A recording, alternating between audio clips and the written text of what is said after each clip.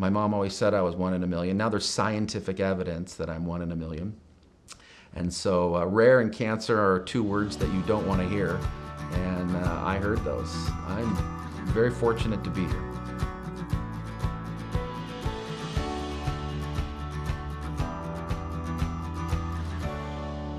Let me start with the deepest question I can think of, which is, why fancy striped socks? You know, hey, yeah, I think your socks say a lot about your game, you know. So there's boring socks. I've had a boring sock career, and now it's you know, you gotta get the conversation going with people. So it's a conversation starter, which is great. So people see your socks and they're like, wait, whoa, geez. I have people that say, man, you are out there, and other people are just loving it. So it starts the conversation, which is good. Sometimes I have to, you know, make sure that people see it. Oh, did you see that? Yeah, okay, yeah. Not just my socks, so. What were you like as a kid? Well, grew up in a pretty driven family. A father who was very driven, grandfather driven, fishing family. And we grew up on the lake, very blessed. Grew up on Lake Whatcom, and a lot of water skiing at young age, a lot of swimming. Had a lot of fun, and I just had that entrepreneur drive at an early age. Don't know what it was, DNA, and I used to catch crawfish, and I would sell them door to door. So that was my first job, if there was anything, was selling crawfish door to door. So I had my clients, I'd go out, had my traps, set them, and I was always doing something. Dad had a tractor, and so people had a lot of larger acreage. I didn't mow lawns, I mowed fields. So that was good too. I was always busy, but had a lot of fun.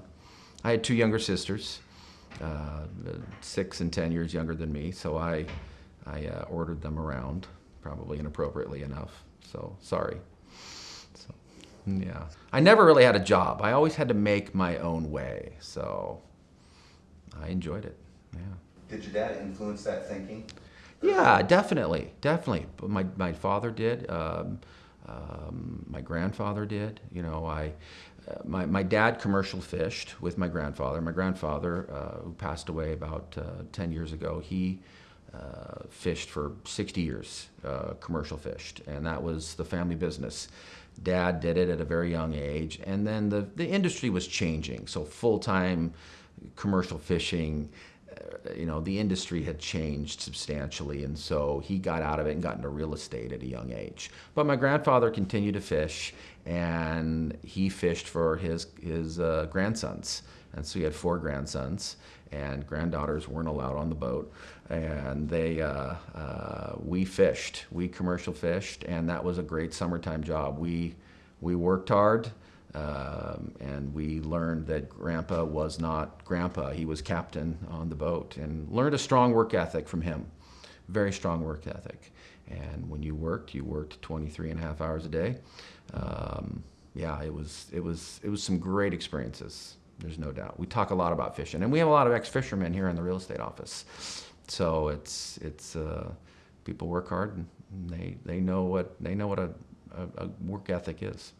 You've got kids. Yeah, 6 kids. It's busy. I have the easy job. My wife, she has the difficult job. So, yeah, it's life is full. We're very blessed, very fortunate. We have 4 biological kids. 2 are adopted. So we felt really called to adopt, and so we have an 11 and a 12-year-old little boy from Ethiopia, a little girl from China. So yeah. I saw your post of Luke's hand. Yeah, that's right. Yeah. So that was an amazing moment. That was 10 years ago, just this past month, that we were in Ethiopia and received him, and quite a blessing. Amazing journey, both wonderful and extremely difficult at the same time. So you learn a lot about, and it's been a joy to be a multiracial family in a very Caucasian community. So it's been very, very rewarding. You know, you don't see things from somebody else's perspective until you've lived there and been there and done it, and then you realize maybe what race really is. You understand racial tendencies, maybe how you've had them in your own life, and you don't even realize them until you're a father of an African American, a black boy, and a little girl who's Chinese, who's Asian, and it's you learn a lot from them. And nothing can prepare you other than receiving your child. Again, adoption is an amazing blessing. It's not for everyone, but I think it's a calling. We felt called to adopt, and we're better for it. Not easy, not an easier journey necessarily. Adoption is a difficult journey. We've walked with a lot of people through adoption, and there's some trials. Yeah. Do you feel successful today? Great question. Yeah, success. Well, what is success is really the question. So, yeah, success is different for everyone, but yet it's the same. Fulfilling that purpose. And what is your purpose? And for everybody, some people can't answer that. I think that that's why you see a lot of books out there on what's the one thing, and start with why. What is it? What is your why? And I think for everyone it is different. But for me, it's just fulfilling that purpose and vision, helping others, mentoring others. Coming alongside people and really making them succeed, providing value to others, and serving. I have 3 words on the back of my business card: invest, innovate, and impact. And they mean a variety of different things depending on the situation. But I do feel successful, and without that resume, even if all that was gone, I still feel successful. Why do you say that? I think, faith, family is the most important things to me, and being content in who you are and what you've done and what you're doing. Feel wonderful to be able to come in on a Monday morning. I'm excited to be here. I don't dread work. I feel like I was created to work, and I love it. I love solving problems. I love the entrepreneur spirit. We love bringing it. This stage in my career, I love mentoring others and helping others succeed. So I get a lot of value in that. And at the same time, I think I'm content. I think contentment's a key piece to it. Being happy and content in what you're doing. Not necessarily flatlining, you're always summiting, you're always looking for the next thing, you're trying to grow and expand, but content as opportunities come up. I don't have to take every deal, every opportunity that comes through the door. Are you better at saying no to things today than you were in your driven 20s, 30s? Yeah, there's definitely, as I approach 50, and I'm pretty darn close to that, I am better at saying no. No, saying no was a hard thing. I was an overcommitter, spent a lot of time working very, very hard. I paid for it in a variety of ways. Successful from a financial standpoint, but that wasn't necessarily success. And so I've learned to say no. Big part of my journey and story was 5 years ago, last month, I was diagnosed with cancer, a really rare cancer. So and it was not a good diagnosis, and so I wrote my final letter to my wife and my kids, and I meant it. And that changes you more than anything. And so, I'm on the other side of that. I'm on bonus time, and it's a very freeing spot to be. It's a weird spot to be, but it's really an amazing place to be. I don't wish what I went through upon anyone, but I do wish they have the perspective of life after preparing to die, which very few people do or really think of. We're scared to death, but I'm very fortunate to be here. Yeah. My cancer was 1 in a million. My mom always said I was 1 in a million. Now there's scientific evidence that I'm 1 in a million. And so rare and cancer are 2 words that you don't want to hear. And I heard those. And you walk through a trial. I think God gives you trials, and you deal with them, and you learn from them. And I learned a lot through cancer. Sorry. No. I I mean, well, it's interesting because one of the questions I pre-prepared was, what do you, at the end of your life, how do you hope your kids talk about you? Yeah. And it's interesting because it sounds like you, more than almost anyone else, you may have already had time to think about that or. Yeah, I really have. I mean, I sat down. I had 2 months of radiation, and so I had a couple of months before a big surgery that they were preparing me for to take out a big tumor, and they took out part of my spine. I was in the hospital for 35 days, 6 hours, 4 minutes, 3 seconds, uh, and I prepared. I mean, I wrote out everything. I had to get my, instantly when you're told you have cancer and it's serious, everything that you think is successful, money, properties, deals, my life, none of it mattered. And so success takes a very, very different turn, if you will. Or it comes back into focus. You may have had that focus at one point, but you start to drift because we're in a secular world. We're chasing a variety of different balls, so to speak, and we're always searching to say what is success. And so for me, it became very, very clear as to what was important. And of course, survival and really preparing for what that legacy is. And so, yeah, that was hard, but it was also exciting to be able to do. Prepare for your death, write your final letter, and mean it. Yeah, yeah. It changed me. Yeah, it changed me. Yeah, for the better. So yeah, people have done that where they've maybe gone through an exercise to prepare for their death or wrote their eulogy, what they want to be said about them. But when you're really writing it and you're really faced with it, it takes on a whole new meaning. I think when you go through a trial, no matter what it is, and a lot of people say, oh, I've got a problem or this problem, but it's nowhere close to what you went through, Troy. And I'm like, that's just not true. I mean, every trial is unique, and it's a trial right at that time, and it can be very consuming. And so for me, I was probably pretty judgmental, pre-cancer or in earlier years, very demanding.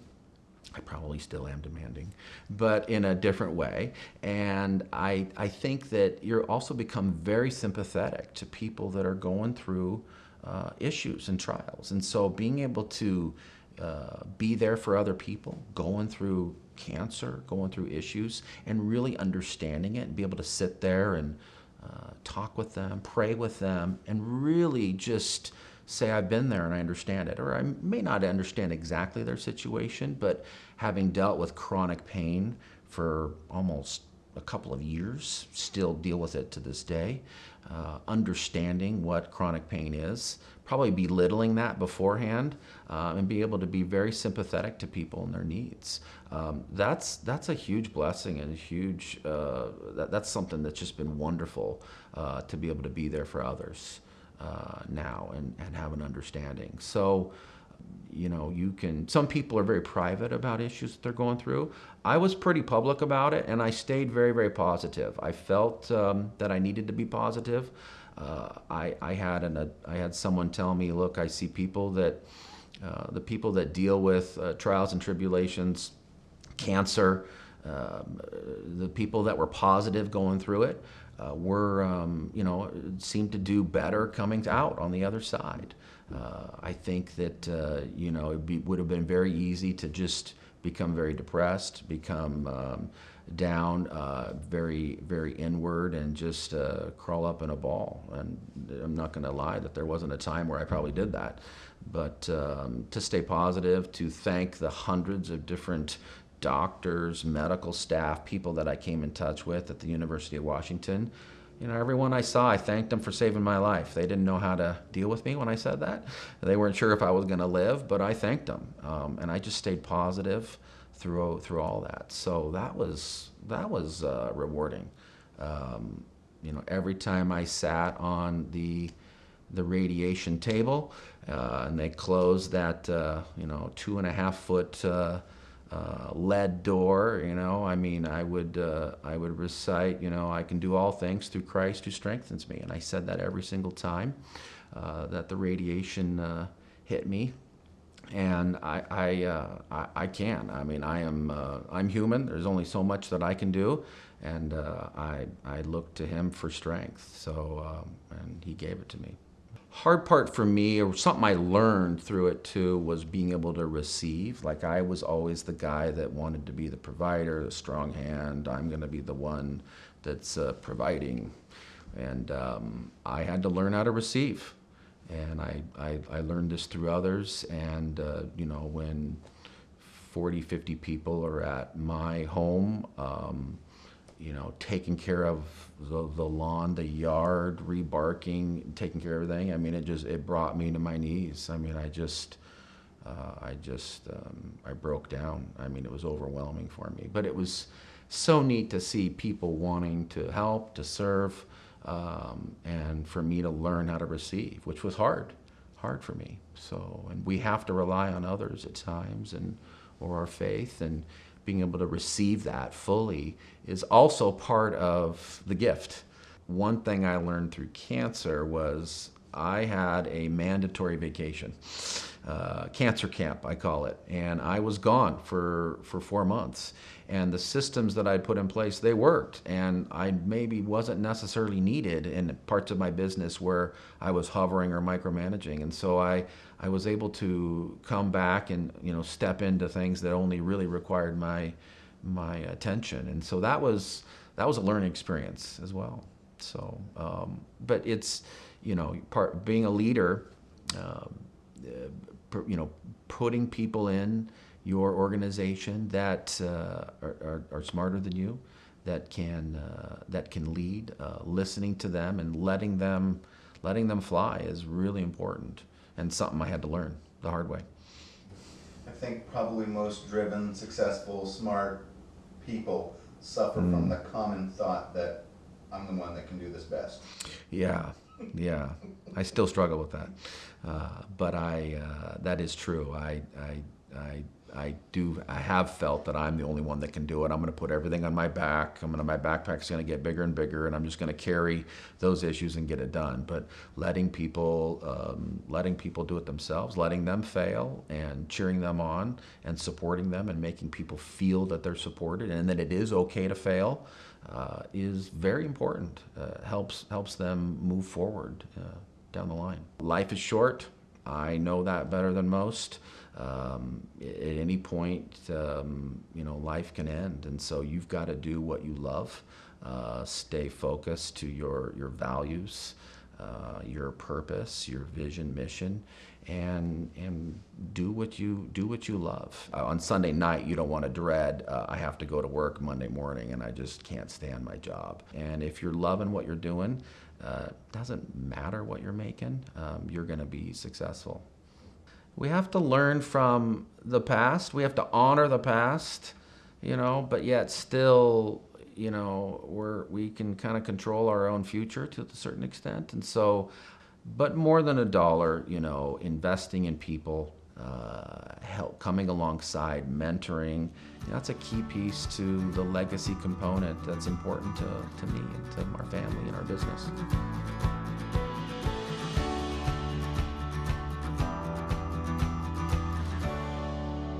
Now my sisters, they got the free cars. They didn't have to pay. They got all the freebies, but that's a whole nother story. They didn't get to go on the fishing boat. Yeah, they didn't go on the fishing boat. So Trade-offs. fishing, you learn a lot from fishing. Yeah.